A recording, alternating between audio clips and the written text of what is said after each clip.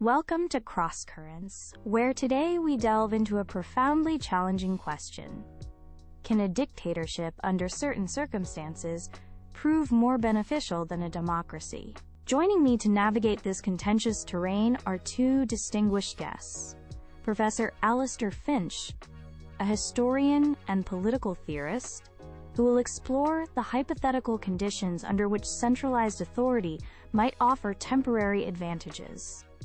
And Ms. Sophia Khan, a human rights lawyer and staunch advocate for democratic institutions, who will argue passionately for the enduring supremacy of democratic principles.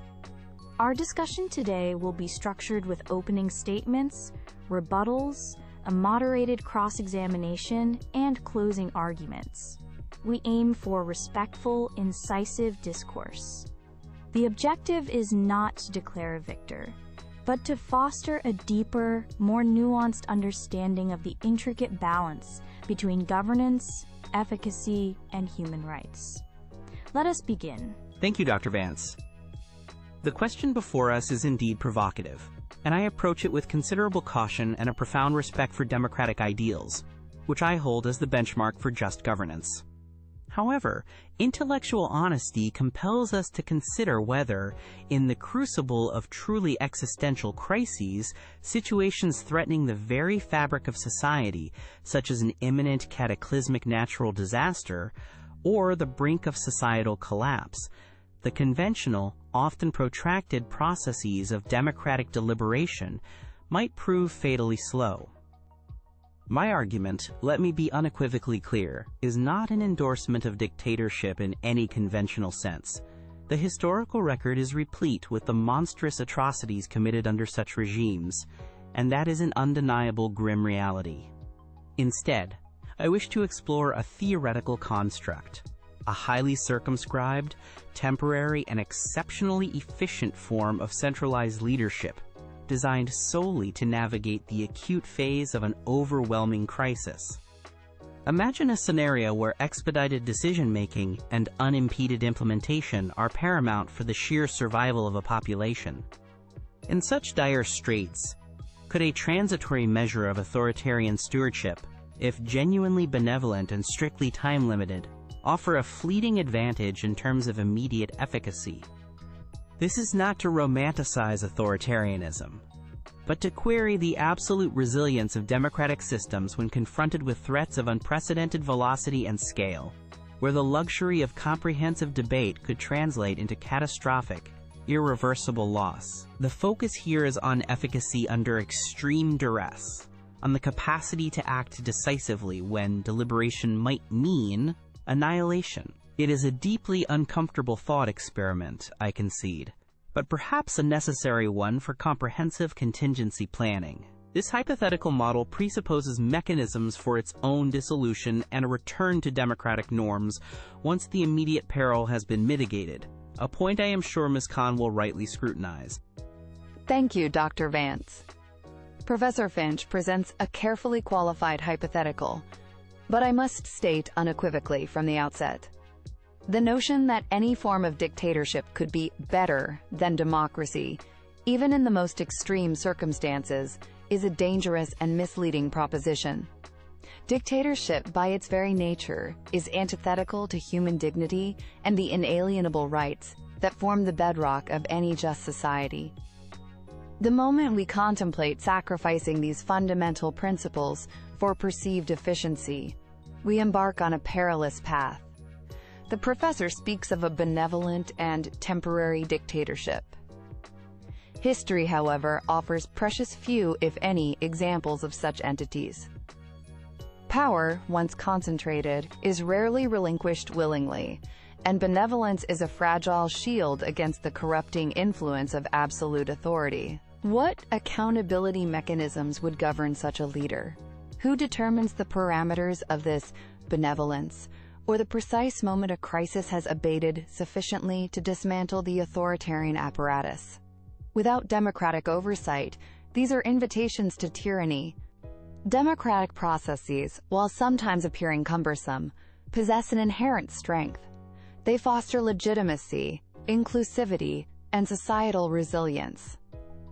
Decisions forged through debate and consensus, reflecting the will of the people, are more likely to be robust and sustainable in the long run. Furthermore, the claim of superior efficiency in dictatorships often overlooks the catastrophic inefficiencies born of fear, sycophancy, and the suppression of dissenting voices that could offer vital corrections or alternative solutions.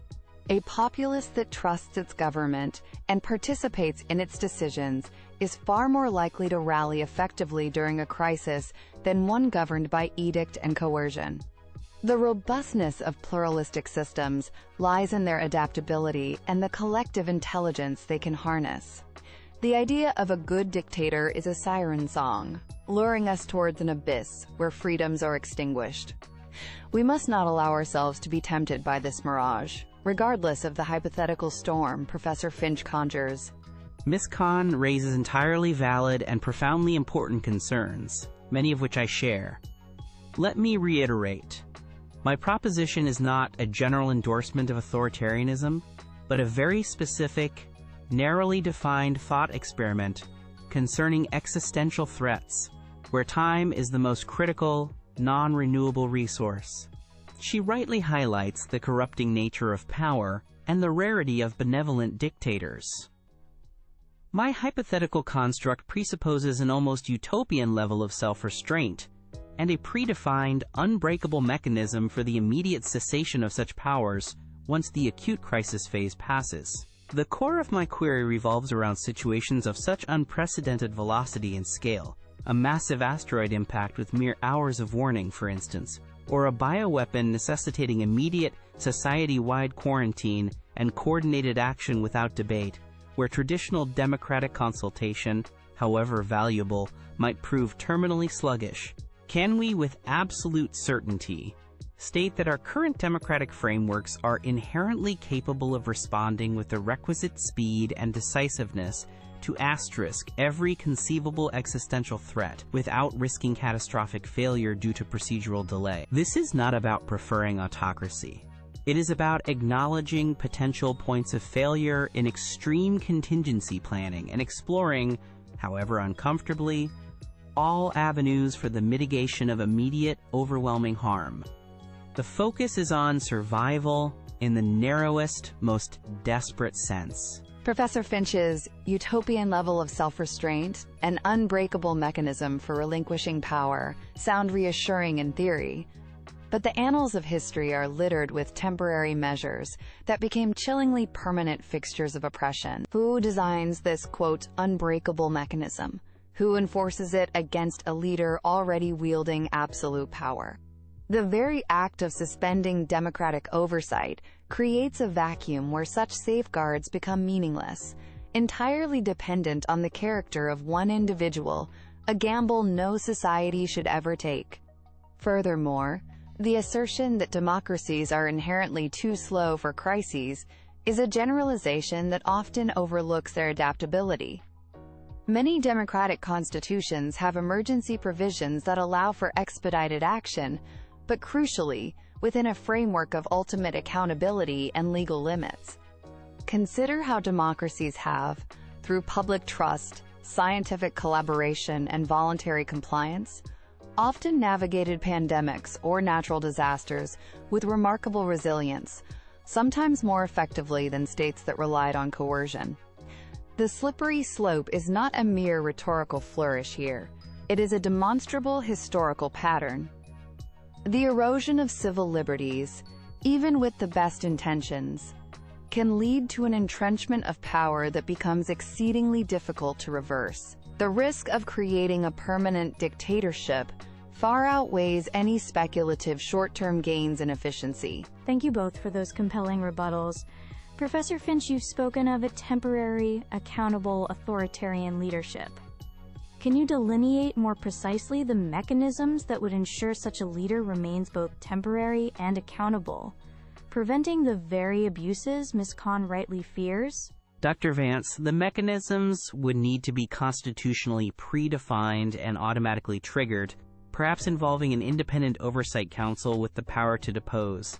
activated only under legislatively pre-agreed extreme conditions. Crucially, the enabling legislation would have a non-negotiable sunset clause, perhaps tied to objective, measurable de-escalation of the specific crisis, not subject to the leader's discretion. The challenge, I admit, lies in ensuring the incorruptibility and power of such an oversight body during the crisis itself. Ms. Khan, acknowledging your points about democratic resilience, there are scenarios like Professor Finch's asteroid example where widespread consultation is unfeasible due to extreme time constraints.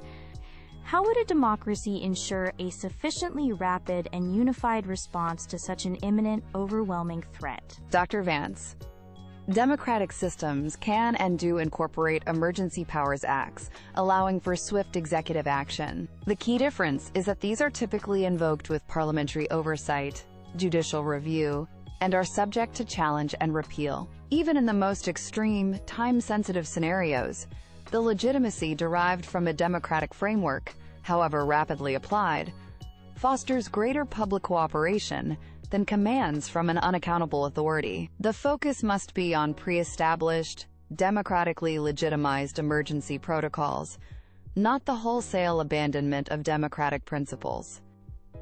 But if those democratically legitimized protocols still involve a chain of command or consultation that, in a unique crisis, consumes the few hours available for an effective response, what then?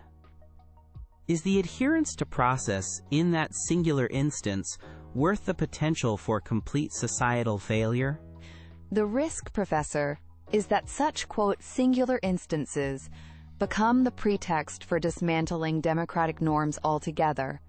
The framework must be robust enough to act decisively, but never to cede ultimate sovereignty from the people or their accountable representatives. In concluding, Dr. Vance, Ms. Khan, I wish to re-emphasize that my argument has never been an advocacy for dictatorship as a desirable or sustainable form of governance.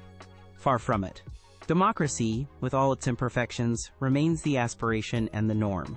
My exploration has been confined to the bleakest of hypothetical scenarios, those extreme edge cases where the very survival of a society might hinge on the capacity for immediate, unencumbered action.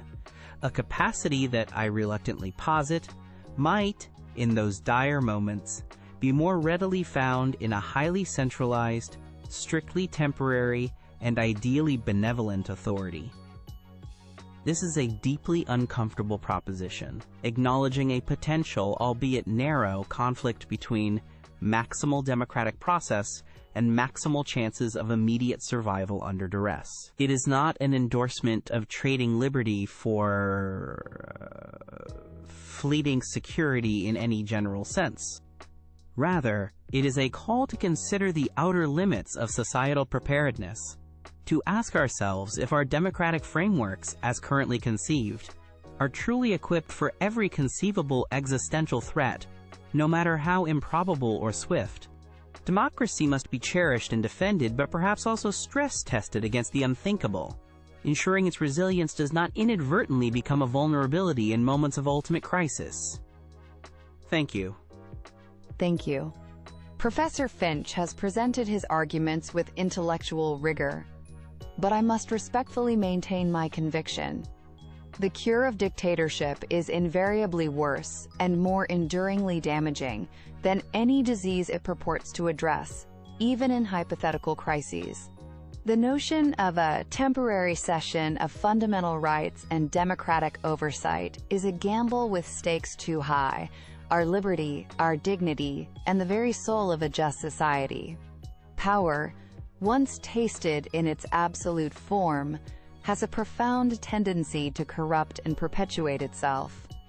Democracies are not static. They are living systems capable of adaptation and decisive action, as history has repeatedly shown.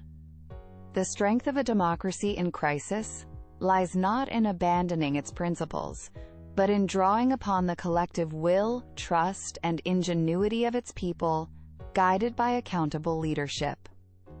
To entertain the idea that an unelected, unaccountable individual could better navigate a crisis than a system built on shared values and public mandate is to underestimate the resilience of free societies and to overestimate the mythical benevolence of unchecked power. Our focus should therefore be on strengthening our democratic institutions, ensuring they are both responsive and robust, capable of meeting any challenge without sacrificing the fundamental principles that define us. The protection of democracy is a constant vigilance, not a conditional commitment. Thank you. Professor Alistair Finch, Ms. Sophia Khan, my sincere thanks for your insightful and deeply engaging contributions to this challenging debate. You've masterfully illuminated the profound tension between the imperative for decisive action in moments of crisis and the sacrosanct principles of democratic governance and human rights. We hope this discussion has encouraged our audience to reflect further on these complex and vital questions. Thank you for joining